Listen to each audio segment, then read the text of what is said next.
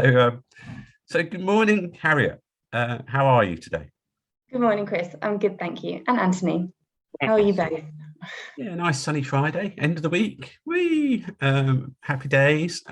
So I wanted to sort of first ask uh, with the name Puma.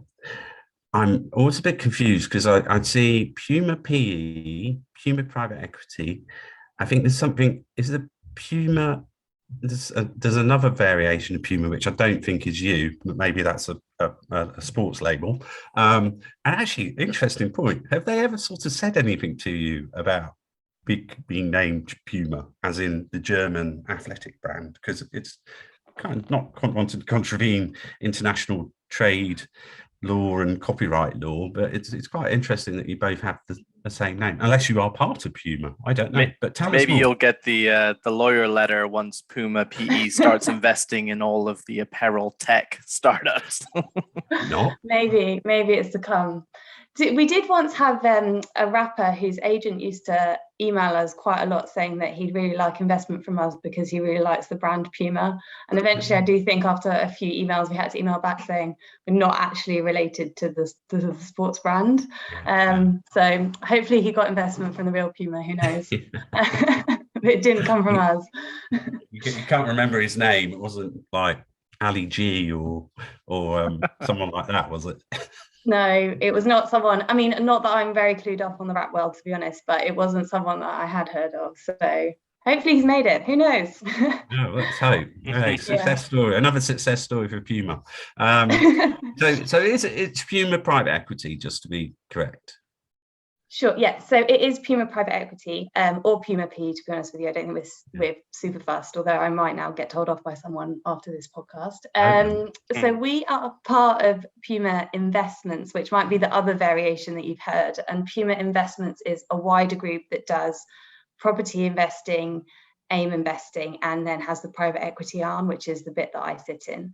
So there's lots of variations apparently of Puma, but I form part of Puma Private Equity. Okay, and I suppose, being the nosy person that I am, would it be right to assume that Puma Investments is a listed entity on AIM or on the London Stock Exchange, or is that not correct?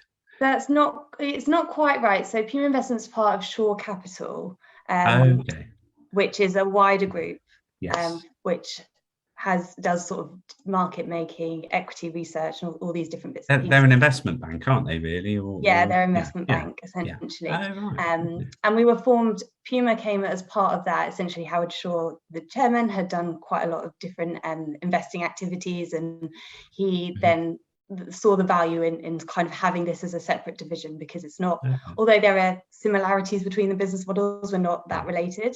And therefore Puma Investments got set up, and I think it was named after Puma was the mascot at his Cambridge University College, which is why Puma Investments came about. So and is there another layer under Puma PE as well? I'm just noticing a pattern. And then we're going to form a new division. No, fortunately, that stops. Complexity stops, hopefully, with Puma Private Equity. And Puma Investments is the division we have most contact with, because we all sort of form part of the same. We sit in the same office. We have kind of the same access to finance and legal teams within that organization, and HR within our organizations and HR teams, but we don't have huge crossover with Shore Capital because they're just quite different businesses. So I don't really know much about that business. We're digging into Puma a bit more because I know you've had a very successful year, and clearly I think you've been with the business for a number of years now. Just really, what would, for the founders that are listening, what would be the reason to call Puma? Are you Series A, Series B focused, seed, any particular verticals that you may focus on, or the overriding investment scenario, which would be good to outline? Sure. So Puma, yeah, I've been at Puma for 4 years, an investment manager. There, really love my job, really love being there. So we're typically a Series A investor, I'd say is where we tend to play. We are investing £2 to £10 million in businesses across the UK and also into wider Europe. So we have a business that's headquartered in Ireland and also one that's got one of its head offices is in France. So really UK and a bit into Europe. I think the businesses we invest in, if they're in Europe, they do have to have quite a strong sort of growth story here in the UK, or already have quite a strong presence in the UK. We do tend to focus on that. And I'd say what we really help with is that scale up journey. We're a generalist investor, so we invest across lots of different sectors. But what we really try and help companies with is putting the foundations in place to create a scalable platform for growth, and really help founders and their teams transition from that sort of startup mentality when you can still kind of get away with doing things in a bit of a scrappy way, and trying to just put a few more processes in place without stifling innovation. I know that sometimes will be a concern for founders, but really about helping them kind of transition through that scale up journey to make sure that they're primed for that next event, be that a Series B. Sometimes that might be an exit because they wouldn't need to raise additional funding, and just working with them on kind of KPI reporting, board practices, growing their business from a hiring perspective.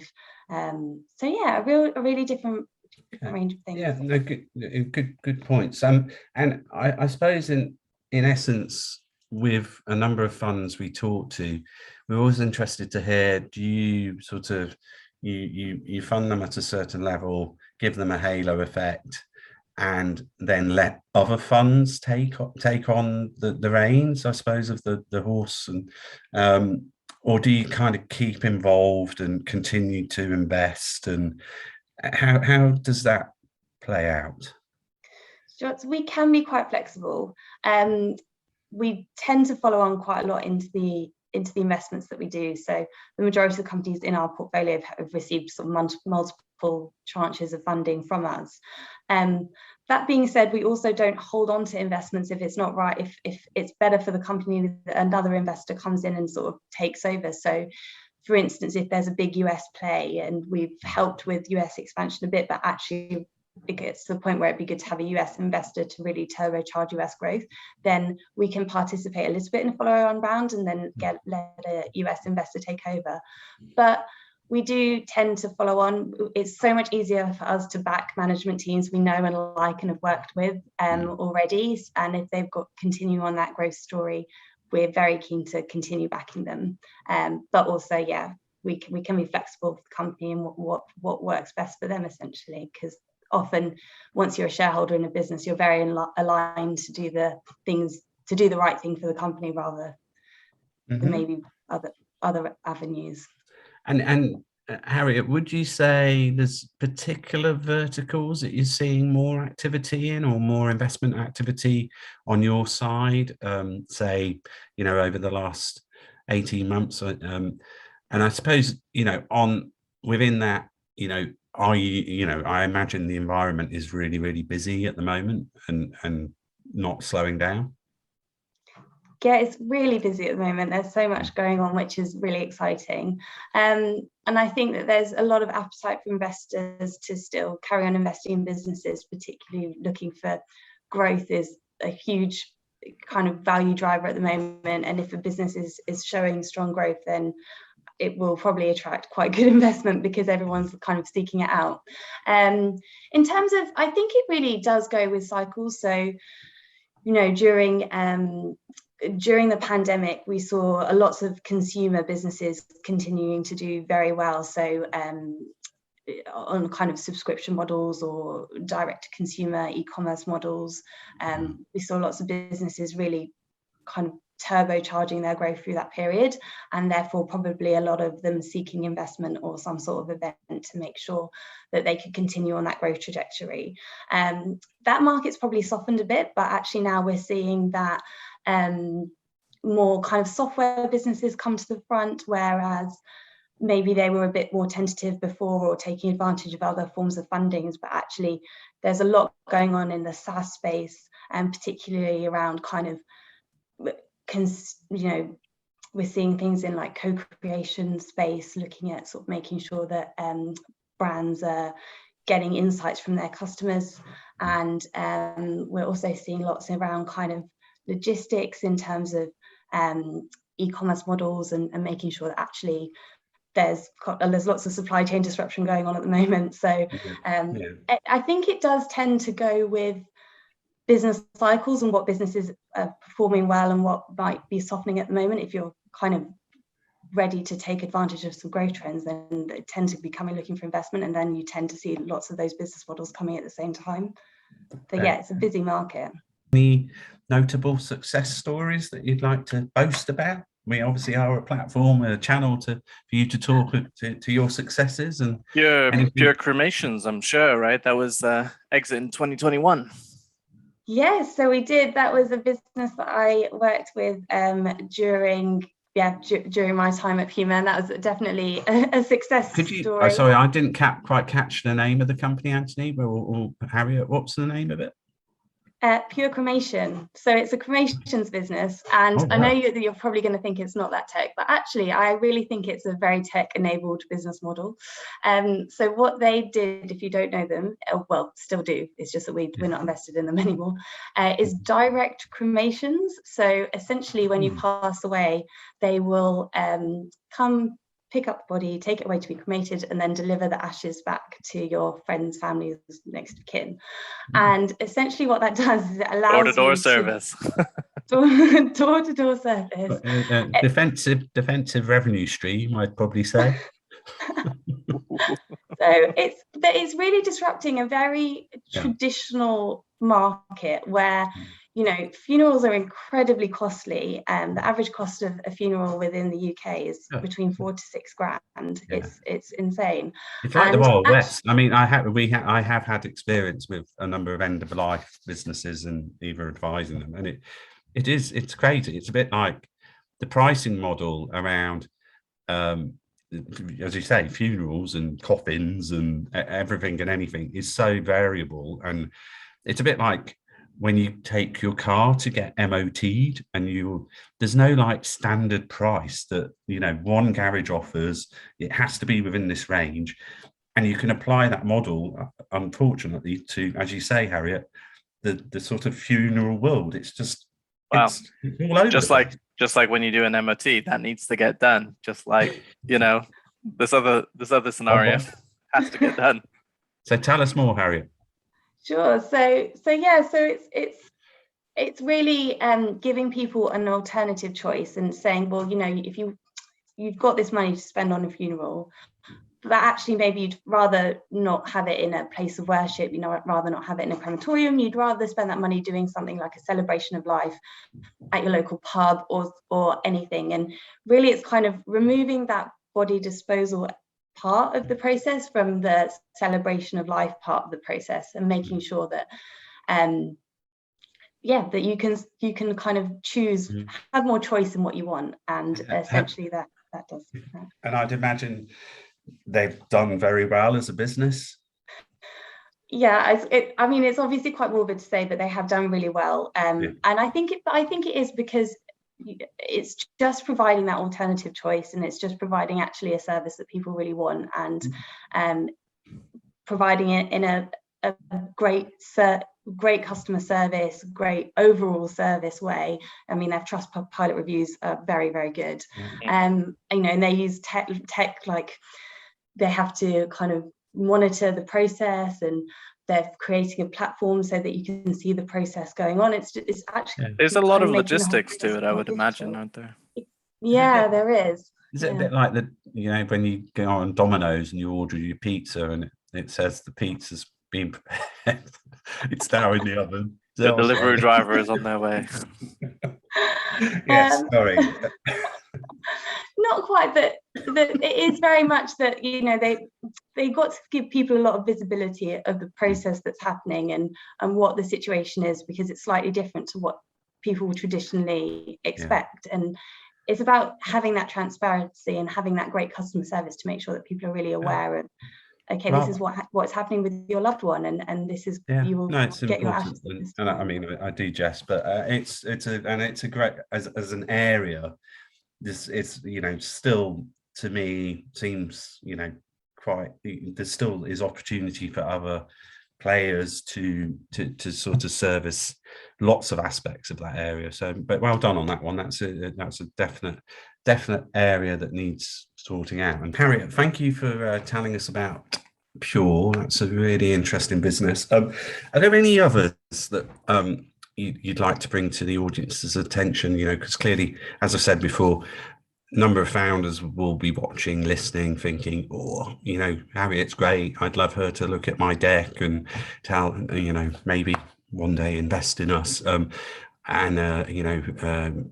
know, would there be any other success stories that you'd like to show us?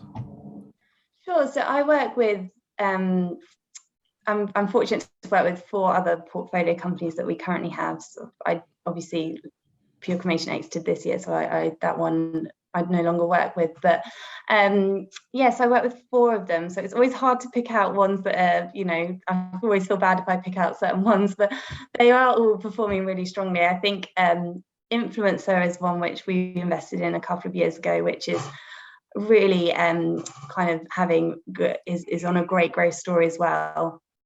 It's obviously quite a hot market in terms of influencer marketing. I think that there are a lot of players who popped up a few years ago to ride that wave of influence marketing and making sure that they were sort of accessing that market.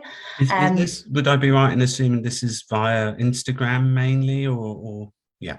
Yeah, so Instagram and YouTube, and actually also TikTok now as well. Okay. So that was kind of I think TikTok obviously rose rapidly in terms of user base, but brands and advertisers are always quite slow to jump on the kind of bandwagon essentially. But that one's really growing as well over the last year. Actually, brands are now properly using TikTok as an advertising stream. So no, that's doing really well in terms of their growth story, and they're kind of using tech as well in a really interesting way to make that process just a lot more streamlined and efficient. So how would it work if I'm like, you know, so I go to my local gym, there are probably, you know, I'm there just trying to stay alive and get gasp air, but then, you know, I look around and there's several beautiful people, mainly I would hasten to add female, who have done all these, like what seems to me like 1 million squats,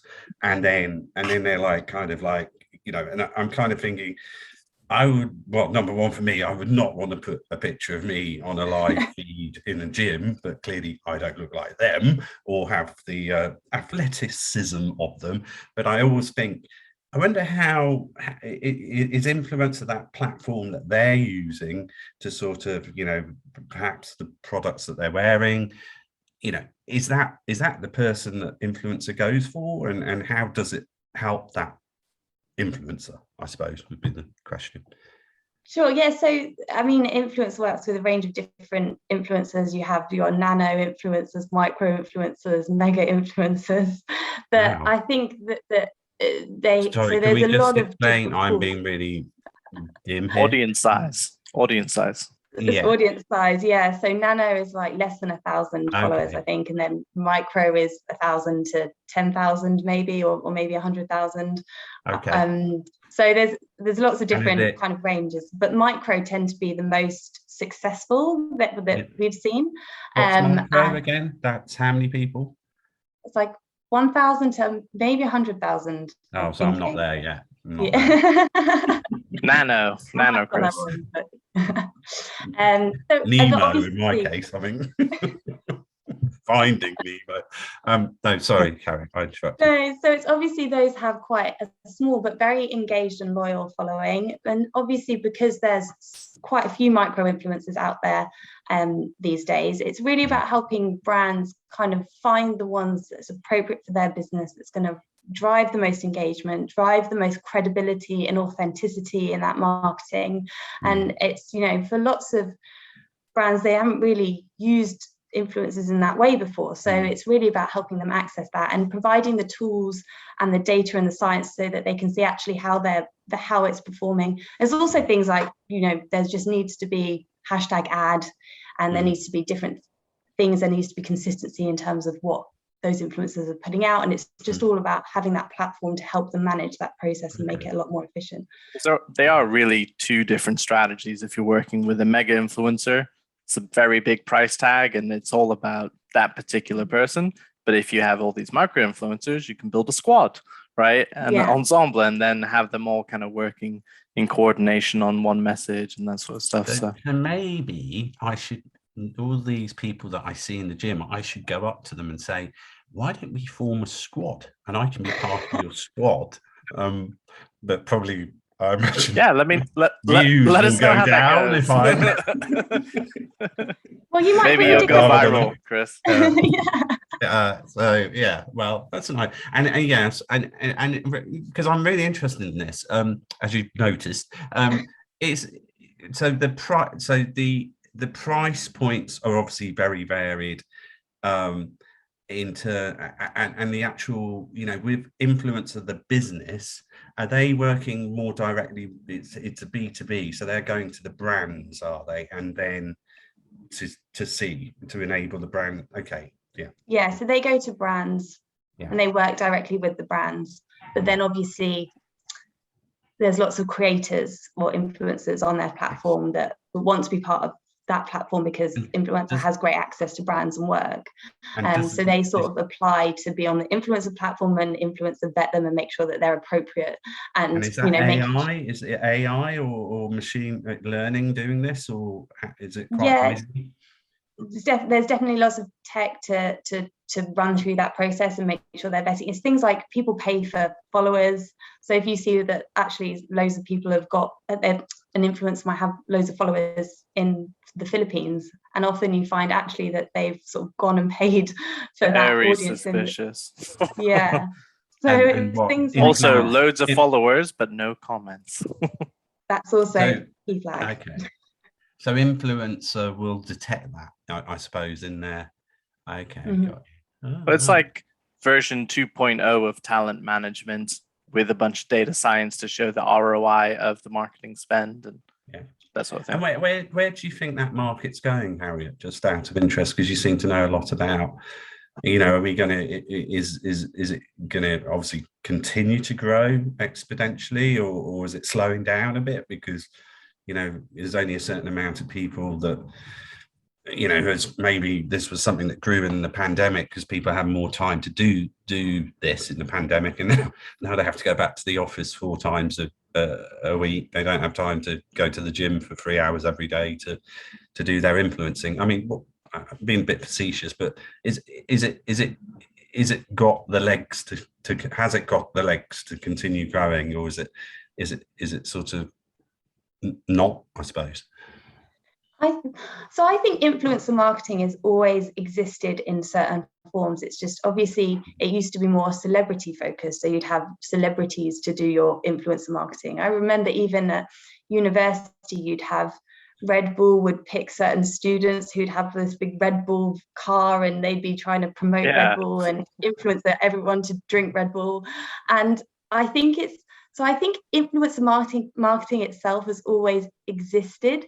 It's just what form is that taking? And you just need teams and people in place at these companies who are aware of the trends and adapting their businesses to make sure that they're capturing that changing, evolving landscape as that goes. For instance, you know, TikTok has become more important, so actually video part of influencing is a lot more important than maybe photos were a few years ago. So it's making sure you have that flexibility in what you're doing in your approach to ensure that you're capturing the latest trends in that market. And I think that there'll always be growth in it. It's just about finding where that growth is going. Does that?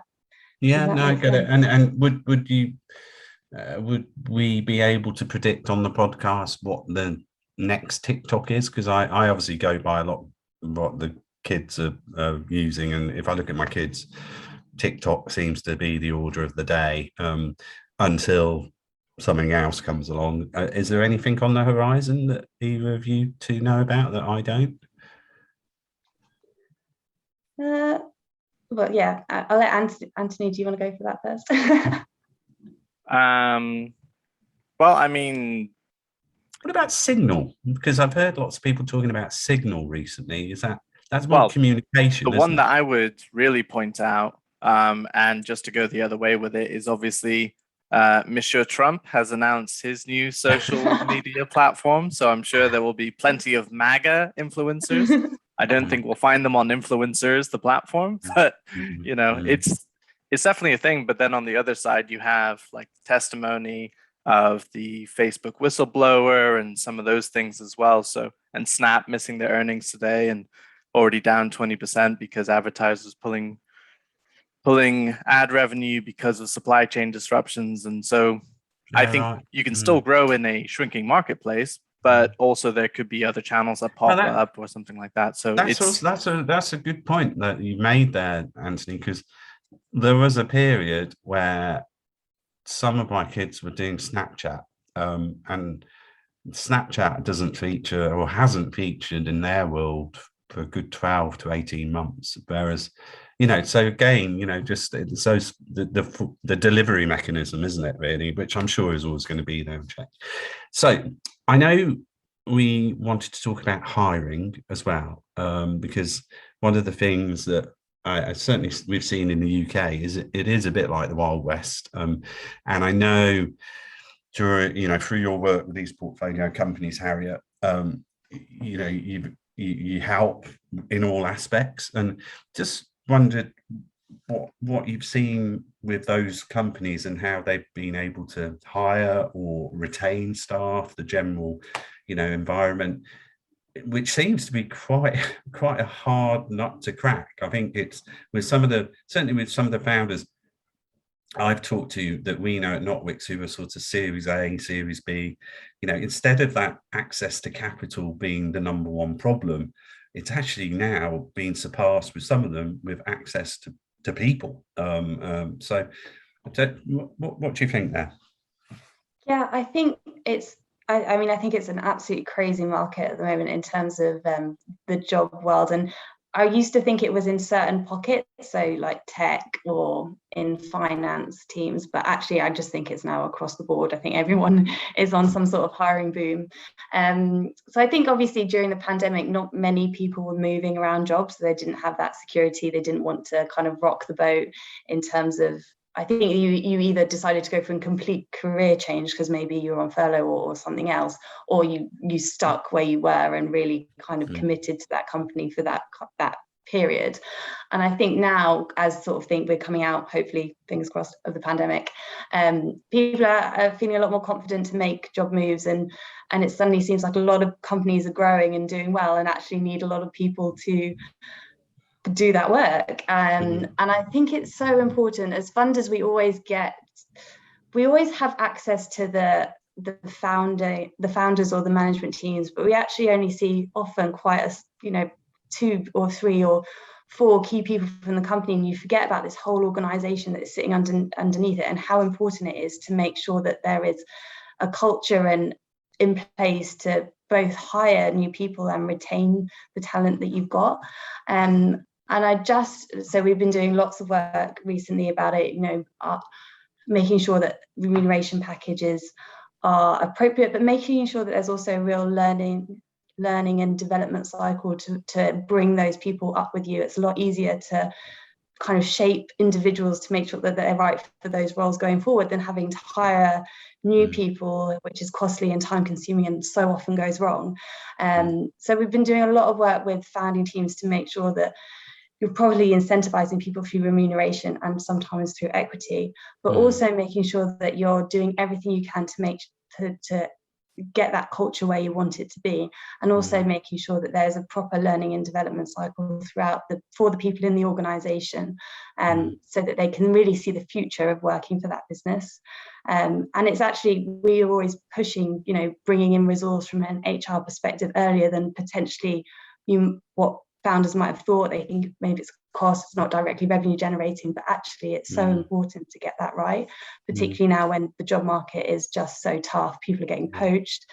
You find someone you like, and suddenly someone else offers double what you're about to offer them, and it's very tough out there. I mean, I think personally, I think the ability to hire top talent is a great key indicator for startups, because these people are insiders, the ones going to work for these companies, and they're investing their time, effort, and future into these companies. So they're evaluating the ability of that company to execute on the plan as well. So if you have somebody who's an expert also saying, yes, I'm going to go and join that mission, right? Some key hires like that can really change a company. And I think personally, I always like to see who's in the talent pool at a company as an indicator. That's interesting. I mean, I suppose, if anything, when perhaps, Harriet, you're looking at maybe newer businesses that you may be thinking about investing in, is it a key question that you now ask, like, if as and when you maybe get this funding, and generally that's usually always for either people, scale, the tech, the marketing. Do you tend to hone in on, like, have you identified or have you recognized the people that you are going to hire? Have they committed to working with the business? Is that a question you ask? Yes, I think a lot of the times that we are talking with businesses, they've identified the roles, but they haven't necessarily identified the people. And actually, it's about and there's often a lot of hesitancy to really take the plunge and look for those individuals if you haven't got the funding in the bank already. But actually, it takes so long now to find those individuals that you should just start looking even before you've got before you've got that funding. So a lot of the times, if we're just starting working with a business, we might not have even done the investment yet, but we know that they've got certain roles to hire for. We're saying, go and look for those roles now, get that person. Good advice. Yeah, because it just takes so long. And it's also about, have you got the right process in place? Are you using the right recruiters? Do you as an individual have bandwidth to look through loads of CVs? Because often as a founder or management team, you don't have a lot of time to be actually doing the recruitment. So it's making sure that you've actually got someone to sift through CVs, or got someone to do some sort of help you with that process, because it takes time out of your day to hire and look for individuals as well. So, and interestingly, are we, or of those businesses that you're talking to about hiring both potential new investments and existing ones in the portfolio, could you draw a trend line that they're tending to hire people, or not poach, or poach, whatever, from other scale-ups, or from big companies, people looking for change now? Obviously, you mentioned earlier about, they stuck to the big jobs during the pandemic for the safety, and now they're being a bit more adventurous. Is there a trend line emerging, do you think? That's a really interesting question. I think often we seek people who've already had scale up or startup experience, because it's very easy to hide, or very easy in larger organizations to not get stuck in and do the work. And unfortunately, if you're working for a startup or a scale up, it just doesn't work like that. You don't have a huge team to delegate to. So you've got huge opportunities, but you also have to just do a lot of the day-to-day until that company has grown into being able to hire a team underneath you. So I think it's often a very difficult balance in terms of finding someone who has that bigger picture strategic thinking, but is also able to just get stuck in and do the doing. And that is a very we haven't solved that yet. That's those skill sets are not that easy to find, and Yeah. I'm forever looking I at that. can imagine it's yeah, it's a tricky combo, so to speak. But yeah, no, that's a really insightful views. Thank you, Harriet. Look, I think we've we've overrun. But really interesting, Harriet, and great to talk to you. I've really enjoyed today. It's been a good session.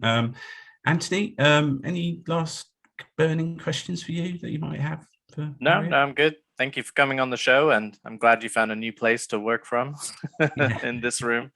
Yeah. Yeah, I was saying earlier, this room is a lot better for the Wi-Fi, so I think I'm just going to have to kick my boyfriend out of here and start working from this room. Tell him sorry from us. Sorry, not sorry. Yeah. But no, thanks again, and have a lovely weekend, and get back on the bike when you can as well. I might bump into you. I'm the guy in the slow lane. Yeah. They're called middle-aged men in Leica. I'm not a middle-aged man now. I'm giving myself a compliment. But anyhow, less of that. Have a good weekend. Thank you so much again, for having me. I really appreciate it. Great. Thank you.